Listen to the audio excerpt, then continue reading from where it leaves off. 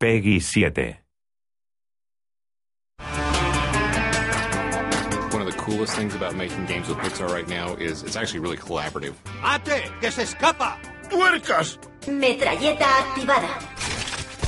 We've had a great time coming up with our own ideas and our own take on the Cars universe. And I think it shows.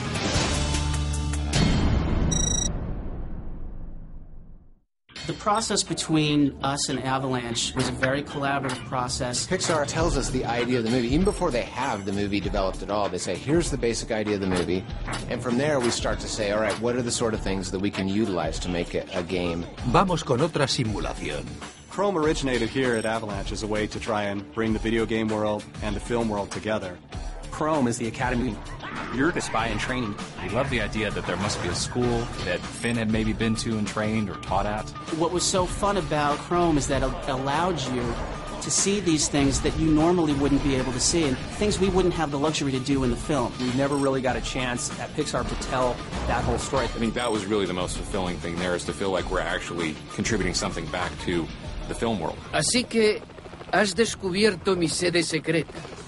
We actually had some game developers come here for a couple of days very early on. Our animators would talk to our animators, and we really collaborated with them to try to make our game look as close as possible as the movie. We've made the movie, you guys make the game, and we'd love to see what you bring to the table. We have a certain thing about truth and materials. It is a real car, it is a real vehicle, it has to act like a car, and yet it has to have these attributes of a character too. ¿Eso lo llamas correr? All the cars are living beings. They can jump, they can drive on two wheels, they can drive backwards. They can do all these things that regular cars can't. And from that comes a really fun system of gameplay.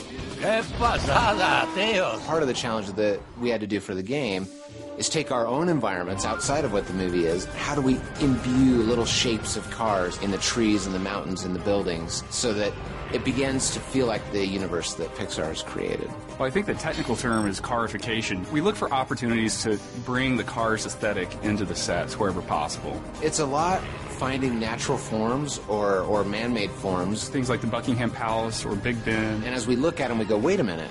That sort of has a shape like a car. Let's just take that a little bit further. You have to kind of look for it, and you get rewarded if you do pay attention. You'll see a lot of neat stuff.